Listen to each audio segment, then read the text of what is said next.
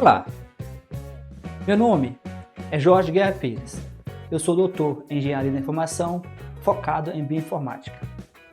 Ultimamente, eu tenho escrito vários livros. Eu decidi dedicar parte desses livros ao conceito de divulgação científica.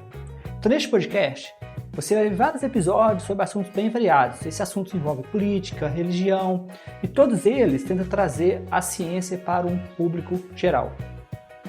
Meu desafio é transformar aquilo que é acadêmico em algo popular. Por isso, em um dos projetos relacionados, eu chamo de Ciência Popular, que é o nome do site que está conectado a esse podcast. E outros vários projetos como no YouTube. Então, você é convidado a compartilhar, a deixar as pessoas saberem desse projeto e que possamos alcançar um número máximo de pessoas. Então, boa experiência e bom aprendizado. Olá a todos. Queria começar com alguns lembretes, né? O primeiro lembrete é lembrar que este podcast ele tem um limite de 2 horas mensais, né? Esse período é o tempo que eu tenho como na versão livre. Eu estou usando a versão livre, mas se você tiver interesse, se o podcast estiver interessante, você pode sempre ajudar o podcast fazendo doações. Você pode mostrar interesse no e-mail jorgeguerrapires@yahoo.com.br, no e-mail jorgeguerrapires@yahoo.com.br.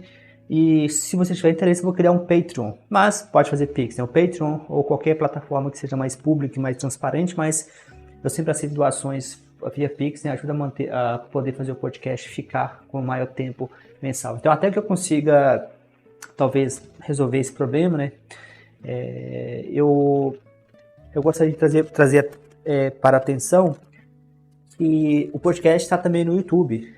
No YouTube tem vários episódios que eu já postei lá, que infelizmente eu não vou postar aqui por questão mesmo de tempo, né? Para poder realmente, por questão mesmo porque eu já postei, então eu vou pedir que vocês acompanhem também o podcast na versão YouTube. O YouTube ele permite que você crie podcast, eles criaram um tipo de podcast. A vantagem do podcast do YouTube é que você consegue mostrar imagens, né? Então, o podcast deles, né? Que é o mesmo podcast nosso, né? Todos os episódios desse podcast é postado automaticamente no YouTube, só que do YouTube não é postado aqui, por questão de limitação de tempo. Este podcast tem a vantagem que ele tem comparado com o YouTube, ele tem uma distribuição automática em várias plataformas. Isso inclui Amazon Prime, o podcast da Amazon, inclui também plataformas como Spotify, TuneIn, que são plataformas largamente conhecidas, né? Se você tem uma plataforma de preferência, vocês podem sempre falar que eu vejo que é fácil conectar com essa plataforma, mas a vantagem é que essa plataforma que eu uso, que é o Buzzspot, né, que acho que o nome dela é Buzzspot, ela é uma plataforma de distribuição de podcast. Então, se você posta nela, automaticamente é colocado em todas as plataformas automaticamente. Mas a limitação é essa, que é de 2 horas mensais. Eu gostaria de lembrar também que o meu livro Seria a Bíblia um livro científico já está disponível no YouTube. Desculpa, eu postei um episódio no YouTube, mas está na Amazon como formato Kindle, que é e-book. Eu ainda não criei o formato impresso, porque eu não sei se eu quero manter 2 versões, né? Quero manter duas versões dá trabalho. Então, geralmente, alguns meus livros eu fiz como teste, né, para ver se vale a pena, porque o livro impresso fica bem mais caro. Se você paga, por exemplo, o e-book, você paga R$30, R$20, por exemplo, dependendo do preço promocional, alguma coisa do tipo. O livro impresso não sai por menos de R$100, porque ele tem que ser impresso. E eu tento não colocar cores, né? Eu tento escolher cores cinzas, né? Para poder diminuir o preço, mas ainda assim fica caro, né? Seria interessante se eu tivesse acesso a uma grande publicadora brasileira, mas eu não conheço nenhuma que seja tão aberta e tão tranquila quanto a Amazon. As casas de publicações eles exigem que você tenha investimento inicial, todas essas coisas, e algumas são até chatas, né? Então eu realmente não decidi manter a independência dos meus livros, né? Eu sei que existe um preconceito muito grande contra autores independentes como eu, né? Eu acho que existe um preconceito muito grande. As pessoas não entendem que publicar em casa de publicação tradicional é uma escolha estratégica, né? A pessoa faz isso porque eles fazem tudo, mas isso não vem de graça, né? O lucro, por exemplo, a maior parte do lucro vai para essas casas de publicação.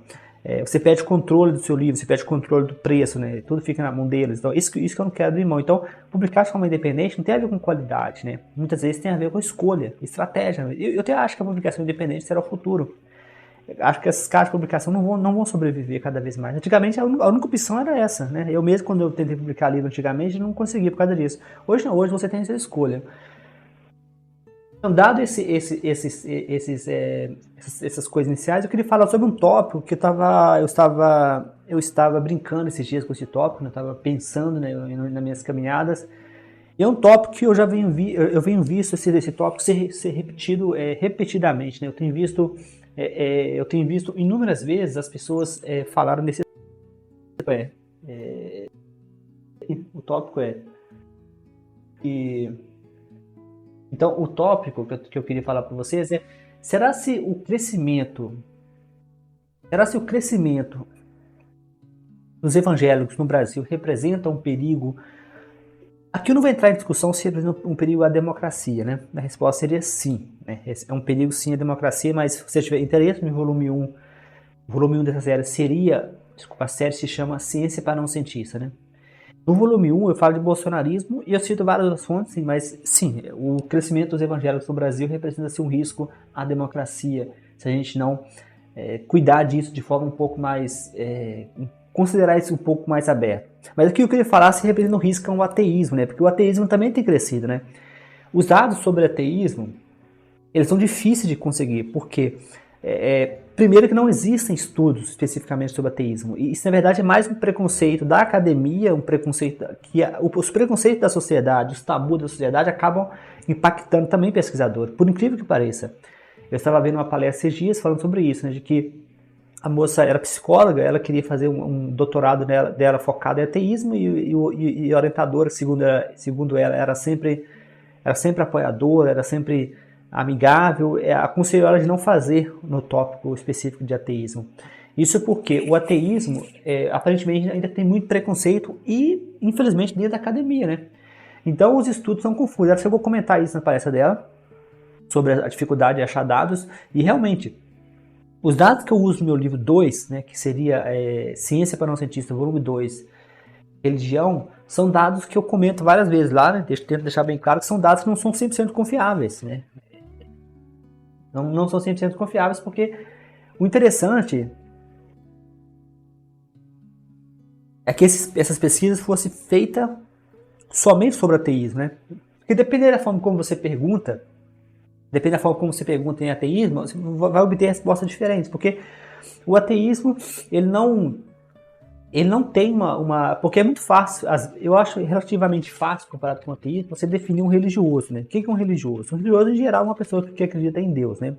Aí você vai ter variações religiosas, como, por exemplo, aquele que frequenta a igreja periodicamente, aquele que acredita em um Deus específico, né? Que é de uma igreja específica, uma versão específica dos evangélicos. No Brasil são mais de 1000 igrejas evangélicas diferentes. Você vai ter, por exemplo, alguns que frequentam uma igreja. Então, assim, o religioso não é muito difícil de você definir. Você pode ter alguns problemas, né? Por exemplo, algumas pessoas se incomodam quando a gente chama os bolsonaristas de cristãos, né? Mas, tecnicamente, eles são cristãos, né? Você pode argumentar, por exemplo, o que seria um cristão, né? Aquele que frequenta a igreja periodicamente. Eu até comentei com um amigo meu, quando eu mandei o rascunho do livro 2, né? Seria a Bíblia, Ciência para Não Cientista, volume 2, Religião. Aí eu mandei alguns rascunhos para esse amigo meu que é católico, né? E ele meio que sugeriu, mas você tem que procurar os cristãos certos, né? Porque os resultados não são legais. Eu falei com ele, mas como você vai saber que é um cristão de verdade? Aquele que frequenta a igreja, é muito perigoso você fazer isso, porque cada igreja evangélica, ou cada igreja católica diferente, ela não somente dizem que tem a versão certa do cristianismo, como elas também dizem que a versão delas é a única, né? Eu sempre me perguntei, antes mesmo de eu me interessar por religião, eu me perguntei, por que tantas igrejas evangélicas, né? Não seria mais fácil você se juntarem, não? Mas eles não conseguem se juntar, né? E eles não conseguem fazer autocrítica com relação a isso. Então, assim, eu já vi situação aqui onde eu moro, onde são duas igrejas Assembleia de Deus, uma do lado da outra, em questão de 5 minutos, né? Assembleia de Deus. Então, assim, E não me parece que é a mesma Assembleia de Deus, elas são ramificações diferentes, com nome diferente. Então, assim, apesar de ter uma dificuldade de você definir um evangélico, definir um católico de forma precisa, né? O termo cristianismo, né, o crente é um termo muito genérico, o ateu ele é mais difícil, mas no caso do ateu, porque o ateu ele não segue uma crença, ou seja, o ateu ele não segue uma forma de pensar específica. Quando você vê um ateu, o máximo que você vê, o máximo que você consegue falar é que ele não acredita em Deus, né? O Deus, né? Mas mesmo assim é difícil, né? Tanto que surgiu agora, está surgindo novos termos, né? Esses novos termos, eles procuram tentar entender melhor essa situação. Por exemplo, eu sempre me defini como apateísta, né? Eu sempre falava, eu sou apateísta barra agnóstico, né? É bem confuso mesmo, é apateísta barra agnóstico, por quê? Esses termos são confusos, né? O agnóstico,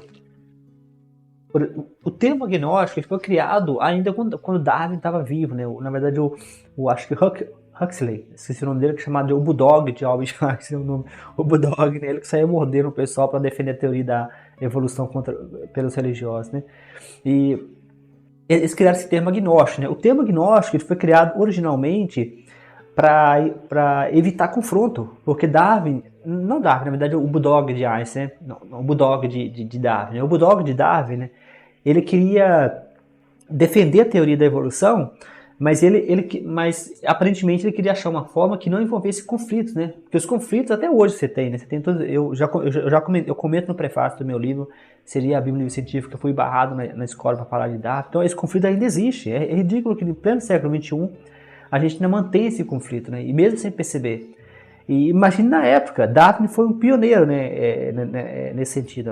Alguns até falam que a teoria de Darwin foi a última pancada na religião, porque a partir disso, porque a ideia do cristianismo, você tem pecados originais, né? Os pecados originais é por causa de Adão e Eva, eles pecaram. Então, no volume 2 dessa série Ciência para Não Cientista, tem vários capítulos, vai ter um capítulo inteiro sobre Adão e Eva, né? E é uma teoria, é uma história que não faz nenhum sentido, mas a forma mais fácil de você derrubar essa história é você pensar do ponto de vista de evolução. Do ponto de vista de teoria da evolução, essa história não faz qualquer sentido, né? Então, ou seja, se não houve Adão e Eva do ponto de vista de evolução, então isso quer dizer que não há pecados originais. Se não há pecados originais, não tem porquê você ter um salvador. Quer dizer que Jesus está desempregado, né? Então, assim, é óbvio que o cristianismo ele não permaneceu 2000 anos de pé por acaso, né? Ele tem um mecanismo de autodefesa que é muito forte, né? Que toda vez que você derruba ele, né? E isso já vem acontecendo há 2000 anos, acontecendo, o cristianismo renasce de novo, né? Porque pegamos, por exemplo, a ideia, por exemplo, eu vou dar um exemplo recente que eu estava brincando com ele, que é a questão de Jesus, né? Mateus, alguma coisa lá que eu não lembro exato, mas Jesus diz que eu não vim trazer a paz, eu vim trazer a espada, né? Aí muitos dizem, não, mas ele estava sendo metafórico, e não, mas ele não é isso que ele quis dizer. Mas, primeiro, durante quase 2000 anos, a interpretação da espada prevaleceu. As evidências mostram isso. Por exemplo, as cruzadas, a colonização, tinha um barco de navio que chamava Jesus, era um barco de escravos. Então, assim, essa interpretação literária foi usada durante quase 2000 anos de colonização e cruzadas, né? E daí você vai me dizer que essas pessoas estavam erradas. É para você ver que realmente, agora, não, mas é metafórico, mas depois de 2000 anos de pancadaria, de colonização, de cruzadas, eu tenho dúvidas, muitas dúvidas de que Jesus tinha inteligência suficiente para usar um pensamento metafórico. Porque a época era uma época onde o cristianismo era pequeno, né? O cristianismo não existia, basicamente. Então, pensar em termos de pancadaria na época era um período muito de guerras e tudo mais. As guerras, o mundo vive desde a Segunda Guerra Mundial, o mundo vive o maior período de paz da história. Nós nunca tivemos uma paz tão longa quanto o fim da Segunda Guerra Mundial. Então, agora você tentar me convencer E o cristão, ele realmente o cérebro ele parece que não funciona, de que Jesus realmente... Eu já ouvi várias pessoas dando pastores, por exemplo, quando eu conversei com alguns pastores sobre essa passagem de Mateus, eles sempre falam que mas é metafórico. Mas a pergunta, eu tenho muitas dúvidas sobre metafórico, mas é assim que o cristianismo sobrevive, né? O cristianismo sobrevive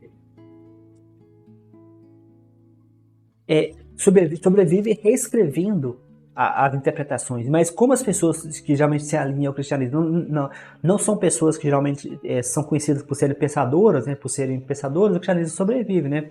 Dessa forma, se reinventando, e as interpretações vão mudando. No caso de Adão e Eva, já deveria ter. Adão e Eva basicamente foi derrubado pela teoria da evolução. Mas, e agora, muitos já dizem, mas é metafórico, então Adão e Eva é metafórico, para poder manter a fé. Então a pergunta desse episódio de podcast seria, será se esse aumento dos evangélicos representa um perigo ao ateísmo no Brasil? Como disse anteriormente, se você pegar os gráficos, os números sobre o crescimento de ateísmo no Brasil, os gráficos são confusos, né? Por exemplo, eu botei um gráfico que mostra que vem crescendo. Só que, curiosamente, de 2010 até o momento atual, os dados mostram uma queda muito brusca do ateísmo no Brasil para 1%. Eu não acho que isso seja possível, eu nem acho que seja verdade. Não há nenhuma evidência de que o ateísmo caiu tanto no Brasil. Uma possibilidade é essa, que as pesquisas que são feitas sobre ateísmo não são feitas sobre ateísmo, né? Às vezes são pesquisas feitas para medir a religiosidade do Brasil. Então essas pesquisas pegam o ateísmo como tabela. Então muito possivelmente não foi feita nenhuma pesquisa que realmente representasse, porque se você vai para 8% e pula para 1%, né? Eu tentei achar dados mais recentes e todos eles estão apontando que o ateísmo no Brasil é apenas 1%. Mas eu acho isso meio estranho, que 2010 seja 8% e depois você pula para 1%. Não faz nenhum sentido. Então, isso também chama atenção para a gente começar a fazer mais pesquisas mais sérias sobre o ateísmo. Porque o ateísmo é um movimento importante. Então, será se o aumento dos evangélicos no Brasil? Alguns estimam que em 2050, 2040, os evangélicos serão maioria no Brasil, né? Maioria. Atualmente, os católicos são maioria, né? O número gira em torno de 40%, 50% de católicos, os evangélicos giram em torno de 30%, por aí, varia bastante. Mas será que seria uma ameaça, né? Ao movimento secular, ao movimento ateísta? Eu honestamente acredito que não. Eu vou explicar por quê. No volume 3 da série Ciência para Não Cientistas, Falácias, né? Eu ensino vocês a usarem diagramas de caixa. O que são diagramas de caixa? Diagramas de caixa são uma técnica matemática que é usada por cientistas para poder entender fenômenos, né? Por exemplo, quando você pega pacientes com Covid, né? O paciente com Covid, ele tem basicamente alguns estados, né? Ele tem o estado de exposto, né? Ele está exposto à Covid. Ele tem o estado de infectado, né? Quando ele está com Covid. Ele tem o estado de recuperado, né? No caso da Covid, você tem um quarto estado que seria vacinado, né? Aí vai depender também da vacina, porque nem toda vacina eu não vou entrar em detalhes sobre isso, mas no caso são 4 estados que você tem, né? Exposto, infectado, recuperado e vacinado. As pessoas que são recuperadas, parece que elas não pegam de novo, né? Então você pode colocar que é recuperado. Só que a pessoa, ela não pode estar em 4 caixas ao mesmo tempo, né? Essas caixas são excludentes, né? Então uma pessoa não pode estar infectada e geralmente vacinada, né? Se a pessoa for vacinada, geralmente ela não vai estar infectada. Eu não vou entrar aqui em detalhes na eficácia e eficiência da vacina. Isso aí seria uma outra história. Então, essas caixas, elas são forma de você pensar em pessoas como... Uma analogia seria pular a amarelinha, né? Quando você pula a amarelinha, não tem como você ficar... geralmente, você pula com um pé só, você fica em cada quadrado. Então, essas caixinhas seriam uma pessoa pulando a amarelinha. No caso da religião, se você for fazer essa mesma analogia, você vai ter algumas caixas, né? Que a pessoa vai ser católico, evangélico, e ateu, agnóstico, mas vamos chamar de ateu, né? Mas vamos esquecer os agnósticos, apateísta, esses termos mais assim, né? Vamos chamar só de ateu. Então, nesse caso, a pessoa geralmente não vai ficar em três caixas ao mesmo tempo. Apesar de que tem surgido alguns termos meio bizarros, né? Como o cristão sem religião, né? Que é um termo meio confuso, né? Eu não consigo entender muito bem o que é um cristão sem religião. Até surgiu o cristão ateu, né? O que é um cristão ateu, né? Eu não tenho nenhuma ideia. Eu tô ignorando todos esses termos, né? Que são bastante bizarros, né? O que é um cristão sem religião, o que é um cristão ateu, né? Mas vamos pegar, vamos supor que a pessoa só tenha três caixinhas, né? Que ela é católico, evangélico ou ateu, mas a pessoa não pode estar, para efeito de simplificação, a pessoa não pode estar ao mesmo tempo em mais de uma caixa. Então, se você pensar dessa forma, você pode se perguntar, por que os evangélicos estão aumentando? Será que o ateu está virando evangélico? Eu acho muito pouco provável que o ateu esteja virando evangélico. Pouco provável não quer dizer que seja impossível, quer dizer que a probabilidade é muito baixa de que um ateu esteja virando evangélico. Então, de onde que estão vindo os evangélicos? A única fonte do aumento dos evangélicos no Brasil são os católicos. Isso quer dizer o seguinte, que inclusive eu conheço mais de um caso, a Marina Silva, a política, né, Marina Silva do meio ambiente, ela era católica e virou evangélica. Eu tenho um amigo próximo também que era católico e virou evangélico. E por que isso está acontecendo? Porque durante muito tempo, o catolicismo, o católico era a religião oficial do Brasil, né? O Brasil não era um Estado laico. Até 1988, quando a Constituição foi criada e o Estado virou laico, a religião oficial do Brasil era o catolicismo. Isso quer dizer o seguinte, que as pessoas eram católicas meio que por regra, né? Então, a catolicismo era a religião de poder, né? Lembrando que o catolicismo ele não se espalhou na paz, ele se espalhou na espada, né? Jesus disse lá aqui em Mateus que eu vim trazer a paz, não a espada, mas eles trouxeram a espada, eles não trouxeram a paz. Então, assim, esse movimento dos católicos para os evangélicos é um movimento, vamos dizer assim, natural, né? Natural de se esperar, porque uma vez que o catolicismo perde o poder de Estado e perde o poder de força que ele usou durante séculos, o estado mais natural é o evangelho, porque é basicamente a mesma religião, né? Então, assim, as pessoas em geral têm medo de mudanças, né? Então, mudar de católico para evangélico é como se mudar de quarto na mesma casa, né? Você está na mesma casa, você não muda o endereço, você só muda de quarto, de posição na casa. Então, existe alguma... Uma vez eu perguntei a um amigo meu católico por que ele mudou para evangélico, né? E ele diz, mas o catolicismo é cheio de cerimônias, é fato, cheio de burocracias, né? Tem uma reflexão uma vez que o rapaz fez numa apresentação que eu gostei muito, que foi o seguinte, que enquanto uma pessoa manda para o Vaticano um pedido para abrir uma igreja católica em uma favela, demora 6 meses ou mais, quando ele voltar já tem 50 igrejas evangélicas. Né? Qualquer pessoa pode abrir uma igreja evangélica. Então, a facilidade de você conseguir abrir uma igreja evangélica, a falta de cerimônias, né, que é comparada, as igrejas evangélicas têm uma abertura muito maior do que as católicas. Então, tudo isso ajuda a explicar esse aumento. Então, esse aumento do evangelho não é um aumento que tem a ver com ateísmo, né? Eu acho que seria legal, talvez, uma pesquisa científica para um aluno de TCC, um aluno de mestrado, um aluno de doutorado, tentar estimar o modelo matemático, essas taxas, né? Fazer uma estimativa mesmo, fazer um modelo matemático de caixas, né, como foi meu doutorado, né? Meu doutorado foi nesse tipo de assunto. No meu caso, eu fiz um diagrama de caixas para a grelina, que é o hormônio da fome, mas essa técnica é largamente usada, né, que é esse diagrama de caixa. Então, seria interessante um trabalho de doutorado, mestrado, um TCC, que é um trabalho de conclusão de curso, que é um modelo matemático para tentar entender fazer uma estimativa dessa taxa, dessa probabilidade. Qual que é a probabilidade? Você poderia até fazer uma simulação, né, usando um software como Arena ou até mesmo Excel, e fazer uma simulação de qual vai ser o aumento do ateísmo no Brasil comparado com os evangélicos. Fazer simulação numérica. Né? É para isso que a gente faz matemática. A gente faz matemática para fazer simulações e estimativas.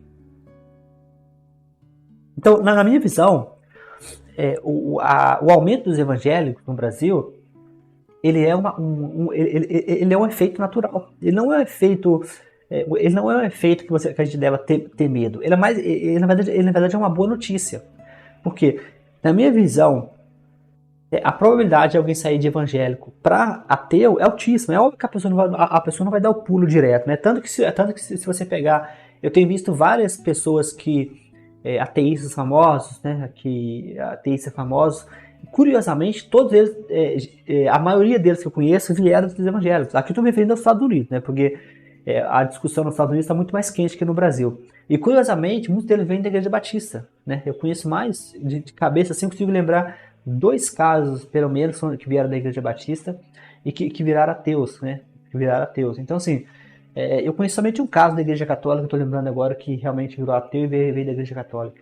Então, assim, isso é porque, na minha visão, baseado nesses estudos que eu tenho visto, essas discussões online, o movimento de sair de católico para evangélico é o movimento mais natural de se esperar.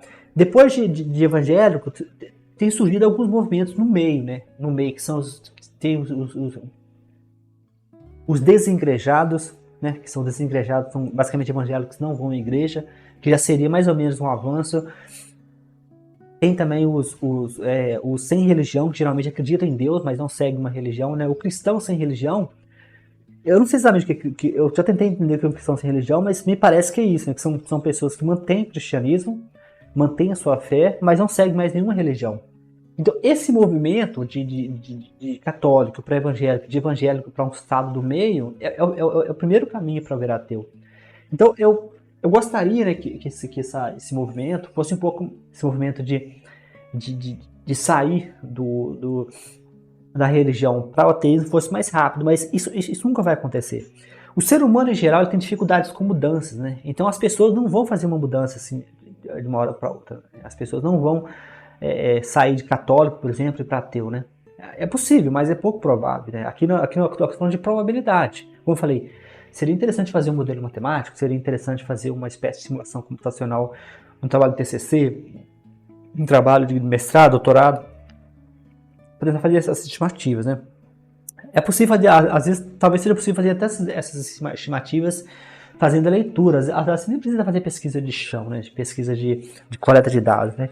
Pode fazer um modelo usando estudos mesmo, né? Alguns estudos, talvez alguma evolução dos catálogos. Esses números realmente são difíceis de conseguir, porque, curiosamente, eu acho bastante curioso que a maior parte dos estudos que eu tenho visto são feitos por empresas de jornais, né, jornalismo, como essas empresas que fazem essas publicações, o que é péssimo, né? Essas pessoas geralmente não têm o rigor científico que a gente precisa às vezes. Eu acho que a academia deveria se envolver mais com esses assuntos, né? Eu entendo que religião, mesmo dentro da academia, é um tabu, né? Então, pessoal, eu queria manter esses episódios de podcast dentro de um limite, né? De no máximo 30 minutos, né? Para que eu possa postar com mais frequência devido ao meu limite mensal. Então, eu vou parar por aqui e para concluir esse episódio, eu não acho que o aumento dos evangélicos seja uma ameaça para os ateus, na verdade é uma boa notícia, apesar de ser uma ameaça para o Estado, porque se porventura esse aumento dos evangélicos conseguir ameaçar o Estado laico, isso é sim uma ameaça aos ateus, né? E na verdade é uma ameaça a todas as religiões. Por exemplo, no Rio de Janeiro já tem os evangélicos de Deus, né, os bandidos de Deus, e tem vários livros sobre isso, né, que já estão fechando igrejas católicas, estão fechando centros de Umbanda, e com certeza os ateus também estão na mira, né? Então, a violência dos evangélicos, que especialmente no Rio de Janeiro, isso pode sim se alastrar para o Brasil, porque nós já sabemos que no Rio de Janeiro existe uma promiscuidade muito grande entre Estado e milícias, né? Mas é isso, pessoal. No próximo episódio a gente continua falando um pouco mais. Abração a todos.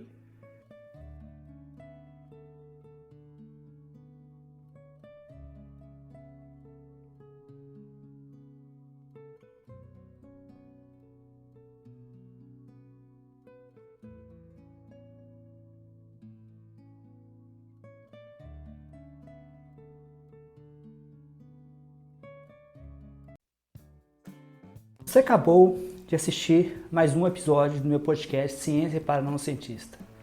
Você pode entrar em contato comigo no e-mail jorgeguerrapires@yahoo.com.br, no e-mail jorgeguerrapires@yahoo.com.br. É bom sempre lembrar que eu tenho vários livros na Amazon, no Google Books. Esses livros estão em formatos bem variados, como formato impresso, e-book, Kindle, audiolivros. Então, você tem toda uma gama de escolha. Existe sempre a opção de fazer uma doação, oferecer um suporte para que eu possa manter o podcast em versão premium e possa manter os episódios por um período maior do que 3 meses, ou até mesmo deixar vários episódios maior do que 2 horas por mês, que é o meu limite. Então, eu te convido a fazer doações para o e-mail, o mesmo e-mail que eu falei anteriormente, que é jorgeguerrapires@yahoo.com.br, jorgeguerrapires@yahoo.com.br. Então, muito obrigado e continue no podcast para ver os próximos episódios e não deixe de compartilhar com seus amigos, com pessoas que possam se interessar. Um grande abraço, até mais, Jorge.